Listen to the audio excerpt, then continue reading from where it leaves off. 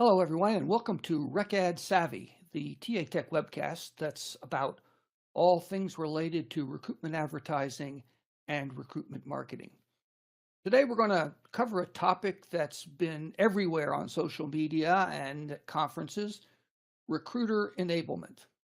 It's a topic that seems to have burst onto the scene in the last 3 or 4 years, although one of our guests has been working at it for longer than that, at least. So it's a fair question to ask, is this really the next big thing, or is it just another HR buzzword? So to help me explore that particular question, I have two really fantastic guests for the show. I'd like to welcome to the virtual stage Adam Gordon, who is the co-founder of PoetryHR, and Sean Galligan, who is the co-founder of TA.guru. Welcome, guys. Hi, thanks for having us.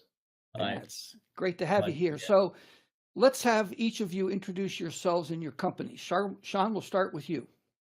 Perfect. So delighted to be here. Sean Galligan here from TAGuru over in Dublin, Ireland. And I guess, my background is I sort of fell into recruitment, as a lot of people do, out of college, not quite sure what I want to do, but really loved a lot of the great parts of it in terms of the autonomy, responsibility, ability to sort of have success. But at the same time, saw some sort of challenges with it. And I guess those challenges led to the birth and creation of TAGuru, which were around sort of how recruiters were able to be supported and become knowledgeable and sort of excel in their field. So TAGuru is our recruiter enablement as a service solution, which basically is a solution where we have a team of researchers and tooling that provides contextual knowledge to recruiters in their sort of flow of work.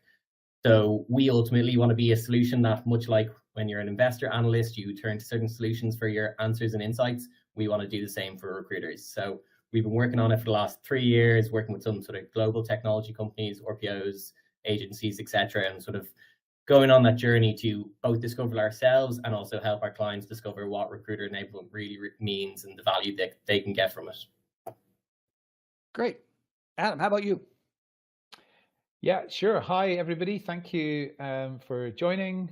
I'm Adam Gordon. We've got a Celtic theme here. Sean's in Ireland and I'm in Scotland. So I have been in recruiting since 1999. I wasn't a great employee, so I set up my own businesses starting from 2009, 10 years in, and I've been more successful at that. The first was a talent sourcing company called Social Media Search.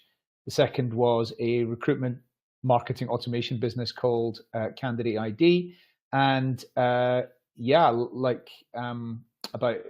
18 months ago, I started getting very interested in the subject of sales enablement and trying to understand what is the parallel here between what sales enablement process and sales enablement technology offers to sales teams versus what we're doing in recruiting. And my theory was we're probably not doing an awful lot. And during the research phase last year, I found Sean and I found Cahill, and they were working in this area of recruiter enablement, but very much taking a different type of approach. And so I think that there are actually a few other companies that I would put into the category of recruiter enablement. But they maybe haven't described themselves as that, and they're doing different things from interview intelligence through to the certain marketing solutions, which I would probably put into the same kind of category as well. But it's a subject that I'm a big believer in, the concept of taking the very best from sales and marketing processes and technology and applying it into recruiting. And so delighted to be here and to talk more about it. Great. Okay, so with that as our foundation, one company has defined recruiter enablement as, quote, the processes, content, and technology that empowers talent acquisition teams to recruit both efficiently and effectively at high volumes and high velocity. How would you guys define it? Adam, let's start with you. I like that description. I would probably be a bit more specific than that. So I think that description covers a very large amount of the processes and technologies and roles that we have within recruiting.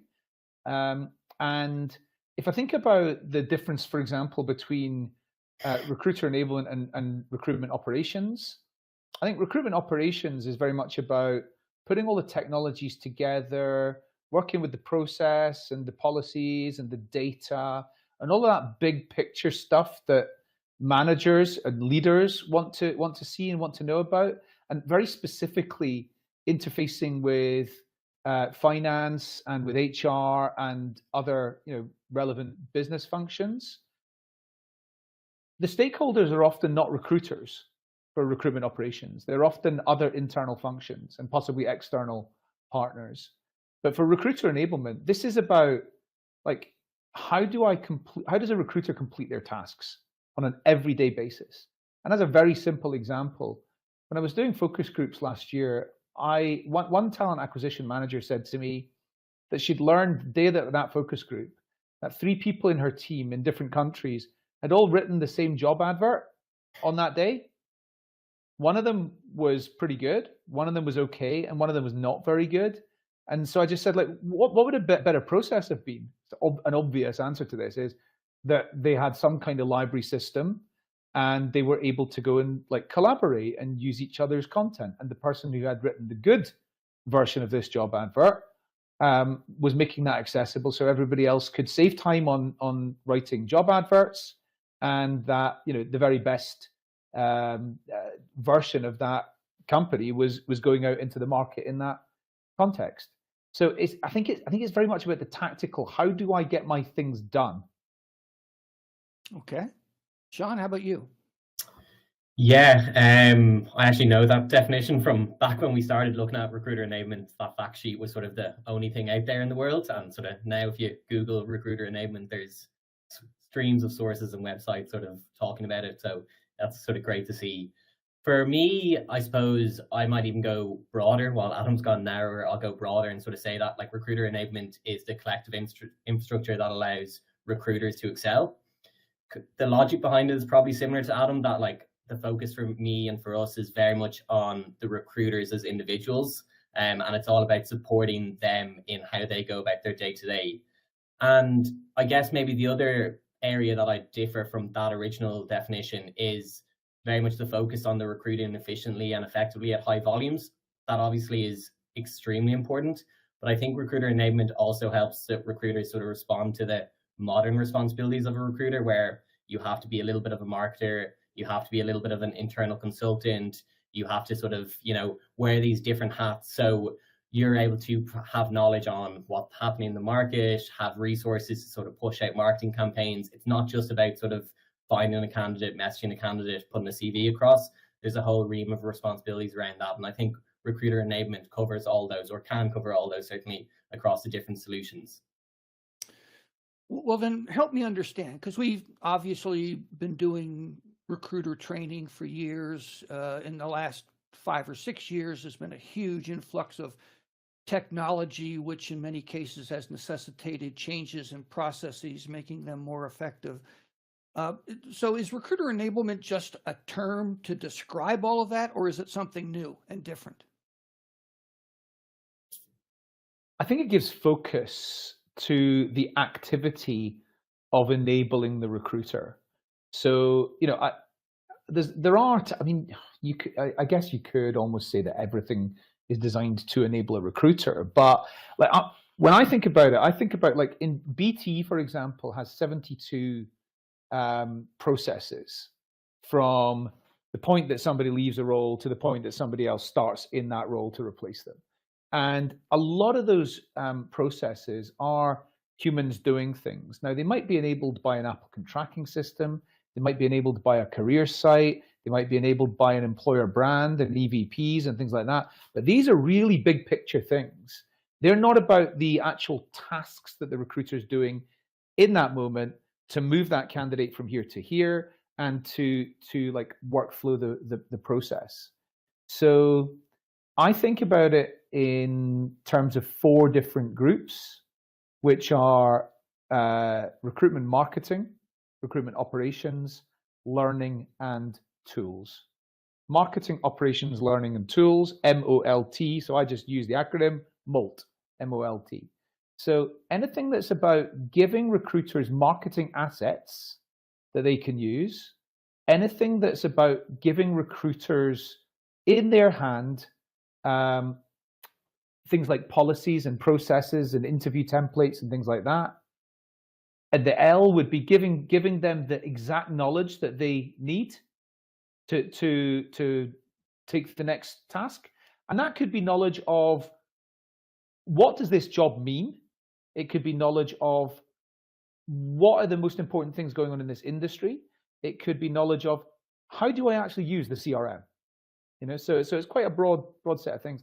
And then the T would be tools. But when I say tools, I am talking about the tactical tools, like a video product for video you can send to a candidate, or for a video interview, or that type of thing, rather than the platform type things like the HRIS and the applicant tracking system. So that's the way that I kind of go into it a bit further.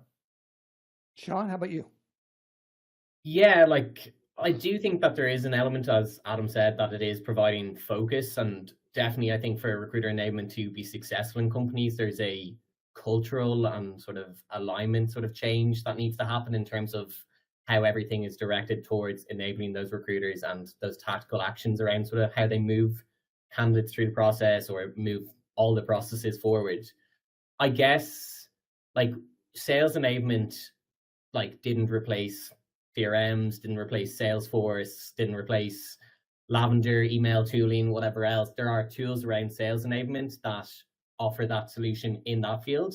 And similarly in recruitment, there are going to be tools that offer the solution to recruiters. So it's not going to replace an applicant tracking system. That will still be super important. It's not going to replace, I guess, your LinkedIn, your candidate database, so on and so forth.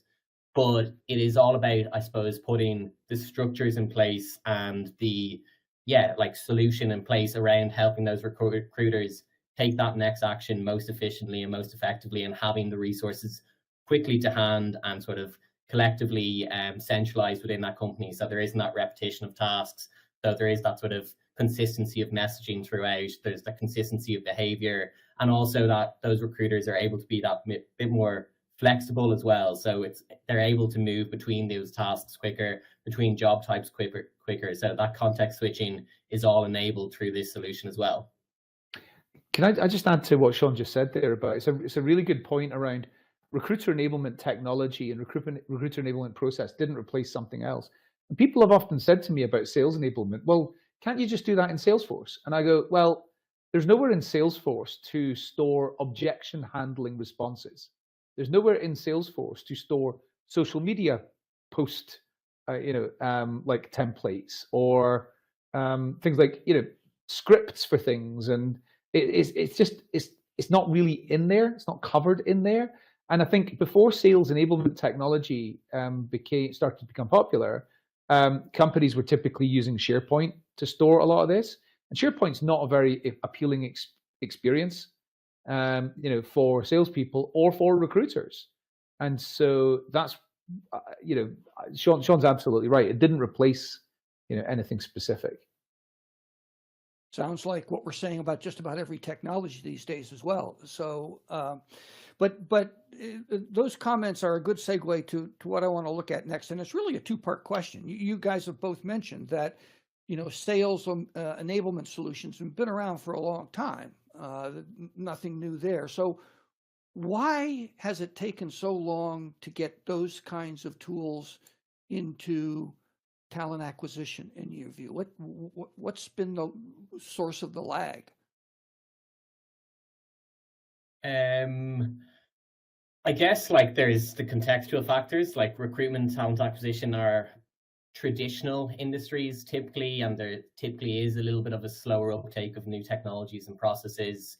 It also just takes that sort of first voice. So between Adam and ourselves, we've obviously been talking about it for a while now. Adam has hundreds of YouTube videos. We've been sort of working on it for 3 years. So it's naturally happening. There's people like Sarah White. There's, other companies who are investing in recruiter enablement solutions talking about it now. But I guess for us, it's really that enablement has been on the corporate agenda. As you say, sales enablement's been around, revenue enablement has been around, and there's a logical progression through those functions, and it's arriving at talent acquisition now. So that transition is sort of typical of processes and technologies in business, where it starts maybe at the more frontline roles. But equally, I suppose, I think it's the changing role of recruiters in sort of the last couple of years as well. So as I mentioned before, like recruiters are no longer completely transactional in terms of get a job in, turn a CV out. There is a lot of tasks around that where companies are recognizing that there's more involved in recruitment. It's a more complicated role. They have to do more to get the right talent in. It's not as simple as posting the job and dealing with inbound applicants anymore, by and large. So I think they're looking for solutions to enable those recruiters to respond to that.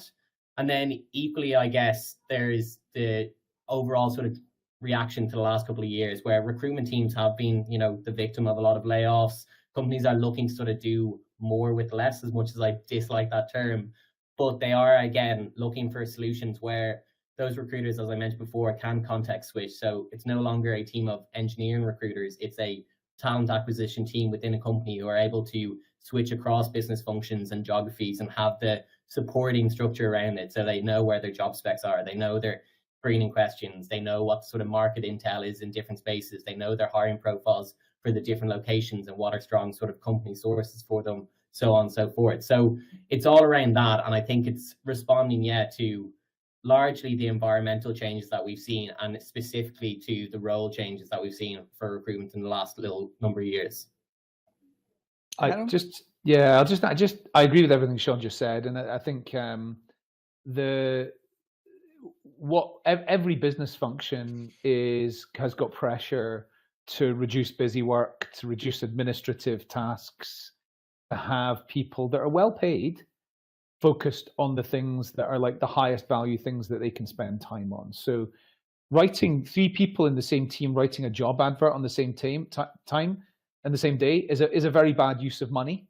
And so if there's ways of making sure that doesn't happen, and that recruiters are spending most of their time on the things that they're highly skilled in, which is really achieving influence with candidates and with hiring managers, then that's going to make the organization more effective. And Sean's right, it's been happening in things like revenue enablement, but also in things like marketing enablement, in developer enablement, in lots of different areas. But I believe there's a very specific reason why we're late to the party, and that's simply because the addressable market for technology companies, and I'll actually go upstream, the addressable market for venture capitalists is much smaller in talent acquisition than it is in mainstream sales and marketing. So you're naturally, if I went to a VC firm and said, I've got this world-leading innovation and I'm going to put it into talent acquisition, they would immediately say, we're only giving you money if you put it into sales or marketing, because that is a much, much bigger market and your company is going to become much more valuable and our return as a VC is going to be much higher. So it's kind of natural that as a smaller market for VC returns, we're going to be a bit behind. I think there's also, and I can't remember which of you two used this term, but I think there's also some environmental factors. Sean, I think it was you. It was Sean. SHRM, although it's not on your side of the pond, SHRM is a huge HR organization. They did a survey of their membership a couple of years ago, and they were astonished to find that the largest single cohort of their membership was recruiters. And what they also discovered was that the reason that was so is because not all companies, to be sure, but a fair number of companies were treating recruiting or the positions of recruiter as an entry-level position.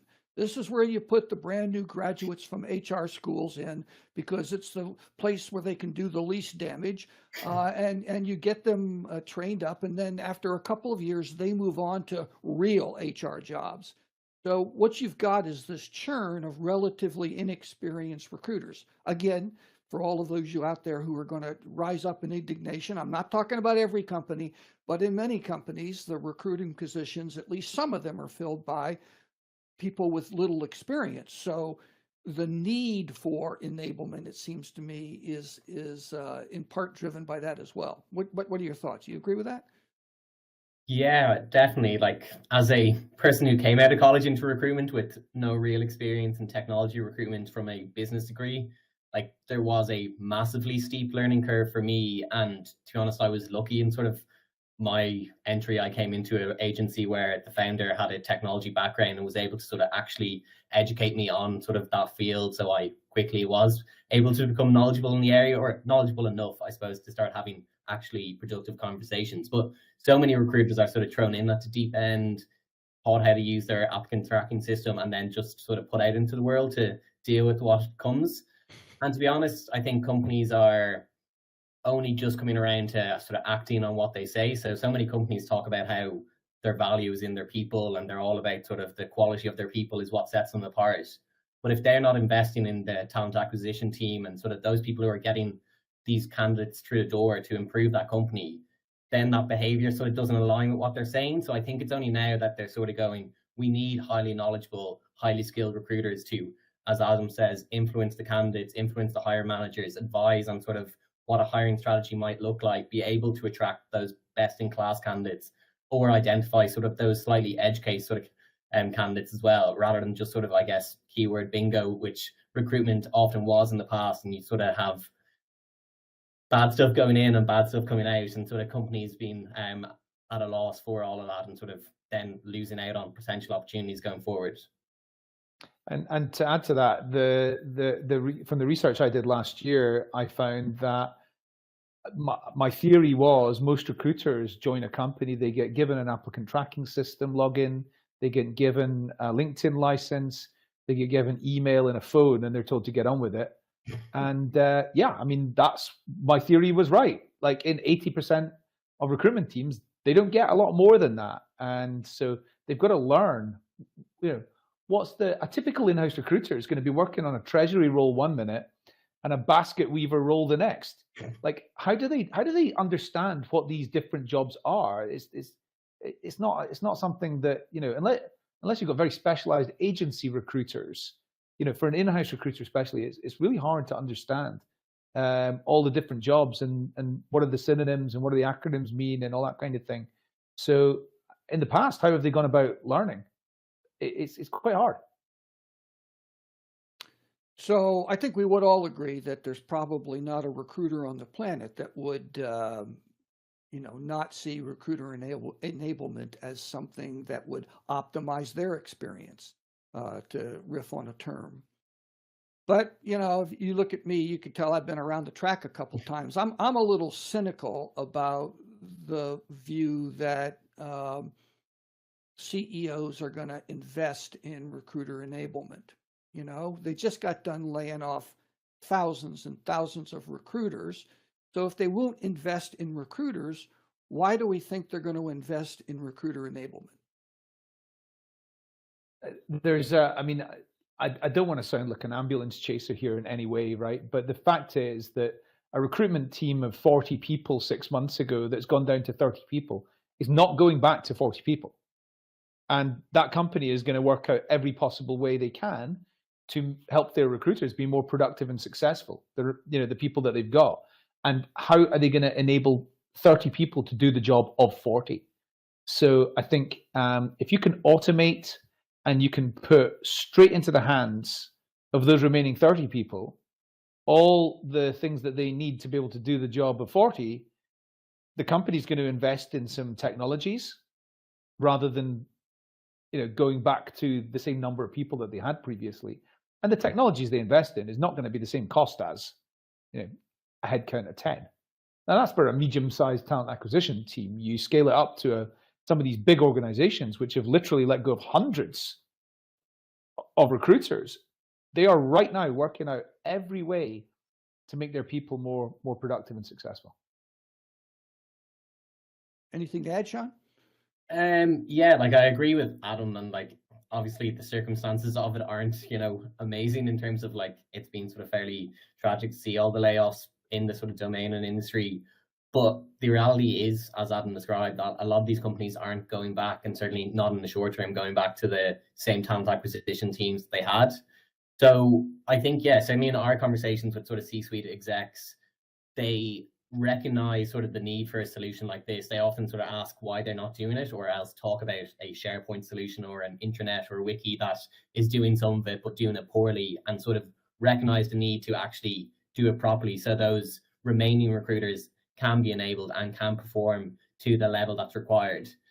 And I guess equally, certainly in a lot of conversations that we've had, there's a growing acceptance that for internal teams, agencies and embedded partners will continue to be, and possibly even more so, be part of their sort of talent journeys and recruitment journeys. So they're also thinking about how they can enable them as well. So when you bring on an embedded partner or a recruiting agency, and you're able to suddenly give them marketing assets, like job specs, sort of job like hiring patterns for your company where they've had success before, all this sort of intel, so that they're able to hit that ground running, and it's a lot more productive relationship rather than sort of just hoping.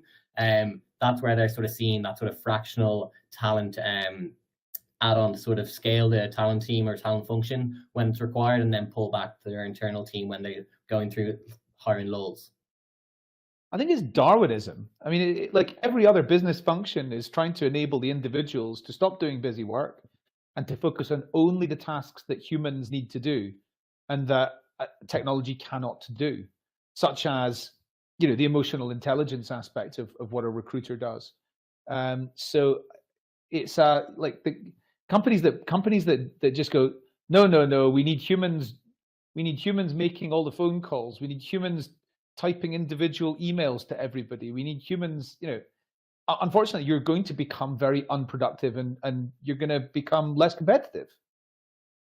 Yeah, and I think just the final point on it as well from my side, there's a growing recognition, like as much as C-suite execs are, everybody's all in on AI, and AI and Gen AI will produce great results for lots of these companies.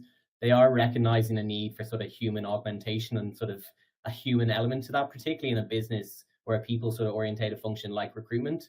So they're no longer thinking that AI will replace sort of 20 recruiters. They're sort of going, this is a resource, but how do I get my recruiters that in the bits that they have to be involved in, they are as effective, as knowledgeable as possible, so that when they have that interaction with a candidate, sure, that candidate might have been moved along that process through a various sequence of automations, but when they're actually talking to that recruiter, they're sort of wowed by their ability to sort of empathize, ability to understand their experience, understand the market dynamics, and again, sort of like move everything forward at that sort of rate of knots that's required in recruitment. And I think there's another aspect of that, which is, you want to wow your candidates, then you don't want 10 different recruiters all doing 10 completely different processes. You want 10 people following the absolute best process. So I think that like process management and like the scripts for things, objection handling responses, what happens next after you've sent that email, what happens if they don't get back to you, like if you can create decision trees for all of this type of stuff, then every candidate is going to get a more consistent experience, and they're going to get the consistent experience which is based on the very best like person in the team and what they're doing, rather than an inconsistent experience based on a recruiter's way of working, which could vary from one to another. That's part of recruiter enablement. So we only have a couple minutes left, and I wanted to kind of drill down to the practical. I once read I guess it was a post on the web that went, a great candidate experience begins with recruiter enablement. So in your view, guys, what does recruiter enablement begin with? If you were advising, or when you are advising your clients, where do they start? What's sort of step one in this journey of helping to prepare their recruiters to optimize their performance? Well, I think step one is to document all of the tasks that a recruiter does. And that could be 200 tasks.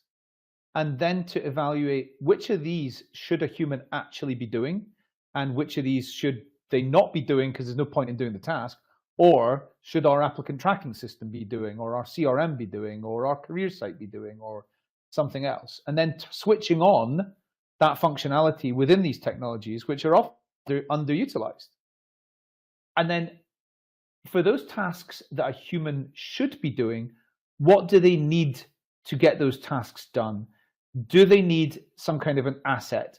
Do they need some kind of information?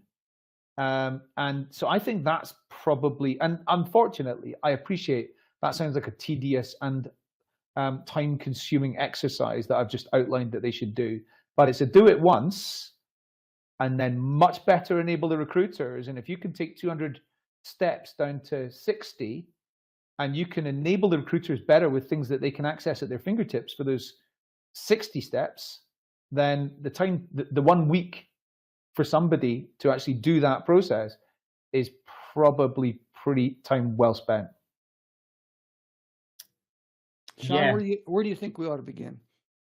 Yeah, like definitely, as Adam says, for the sections where humans are going to be involved, I think it's all about trying to understand for companies how the recruiters are currently supported and where those gaps are. So whether that information or the resources is centralized for them and accessible, how they're sort of supported in terms of their training and development, what sort of, I guess, internal alignment in terms of like hiring manager processes and access to sort of interviewers and so on and so forth is structured and so on.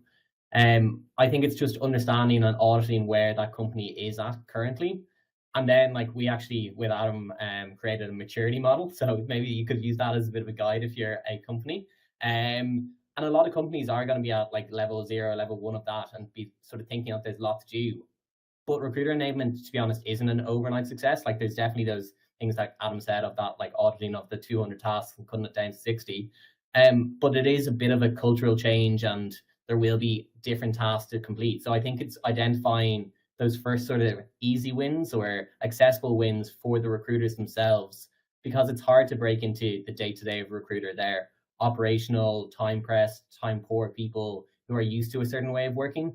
So I think as a company, you need to find a way where you can prove the value of sort of taking up these things and of using this central hub of content or marketing resources, as opposed to what they're used to, which is going back into their inbox, finding an old email they used for a different candidate, copy and pasting over, and whatever it may be. These habits and sort of heuristics that people have that just aren't scalable, and as Adam says, sort of leads to misaligned sort of experiences for candidates. So as like that post sort of talks about, candidate experience sort of does come from recruiter enablement. I think also recruiter enablement can enable recruiter experience as well, which is all about how they're being treated and their sort of day-to-day and the high value tasks that they end up doing, as opposed to, as Adam says, sort of being busy for busyness sake. I mean, just on that, sorry, I know we're out of time here, but just on that, this year, I'm going to be doing a series of short videos with my customers around ways that they're going about enabling their recruiters, and they're going to be doing this specifically for employer branding purposes to be able to attract the very best talent acquisition people to want to come and work in their teams. So recruiter experience is, as Sean mentioned, you know, it is a great outcome from really good recruiter enablement. Well, that's a great place to, unfortunately, come to a close on this particular session. It's been fascinating, guys, and I've certainly learned a lot.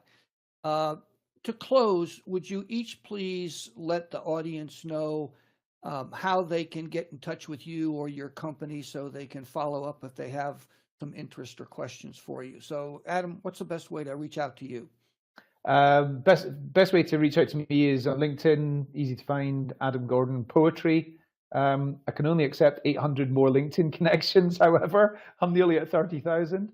And if you want a recruiter enablement workspace admin, a free recruiter enablement workspace admin account, go to poetryhr.com and fill in the form, which takes about 5 seconds.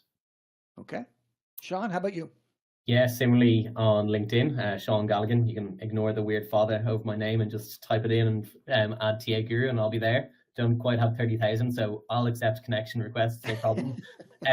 Equally, email Sean at TA.guru, and yeah, we have a number of sort of offers and deals at the moment, so feel free to reach out. I'm happy to run through demos and trial periods with people as well who are interested in our solution equally. Thanks, Peter, though. Been great. Well, thank you guys. As I said earlier, I've learned a lot about recruiter enablement. Obviously, a very important topic given where we are in the world of work and talent acquisition these days. So that concludes this particular episode, but we do RecAd Savvy every single month. TAtech is determined to push the state of the art in recruitment advertising and recruitment marketing. So please come back next month and join us. See you then. Bye-bye now.